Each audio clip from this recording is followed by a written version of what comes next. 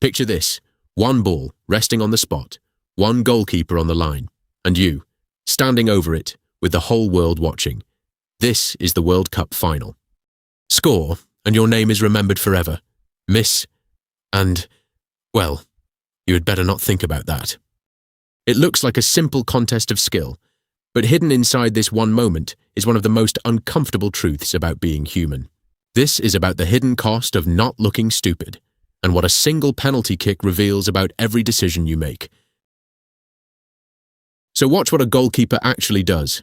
They dive left, or right, and left again, committing early and hard to one side. What they almost never do is simply stay. Which means, again and again, the middle of the goal is left wide open. Researchers once studied 286 penalties at the top level. The goalkeeper stayed in the middle, only about 6% of the time, which means the other 94%, the middle of the goal was simply open. By the cold logic of the numbers, players should be shooting straight down the middle far more often than they do, and yet, almost nobody does. Which is strange. If the middle really is the smart shot, why does almost nobody take it? Because a penalty isn't only a contest between you and the goalkeeper, it is also a contest between you and shame.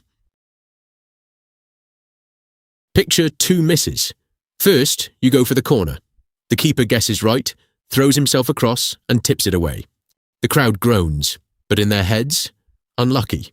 Good penalty. The keeper just guessed right. Now the second miss. You roll it straight down the middle, and the keeper simply doesn't move. Same result. No goal. But now they think, what was that? What an idiot. Two identical outcomes, two completely different verdicts. The corner shot protects your image, the middle shot protects your odds, and under pressure, most people protect their image. Here is what is really happening. You think you are choosing the shot with the best chance of scoring, and by that measure, the open middle looks great. But quietly, you are solving a different equation. Not goals. Goals minus embarrassment, and the embarrassment of missing down the middle is enormous. Subtract the fear of looking stupid, and the best move flips. The corner wins, not because it scores more, but because it simply hurts less when it fails. And once you see this pattern, you start to see it everywhere. In a meeting, you repeat the popular opinion, instead of the useful one nobody else will say. In a career, you take the prestigious path, instead of the one that actually fits. In investing, you follow the crowd, because losing with everyone feels safer than being wrong alone. And in anything creative, you remake what already worked, because original failure is the most embarrassing failure of all. Every single time, the same hidden equation.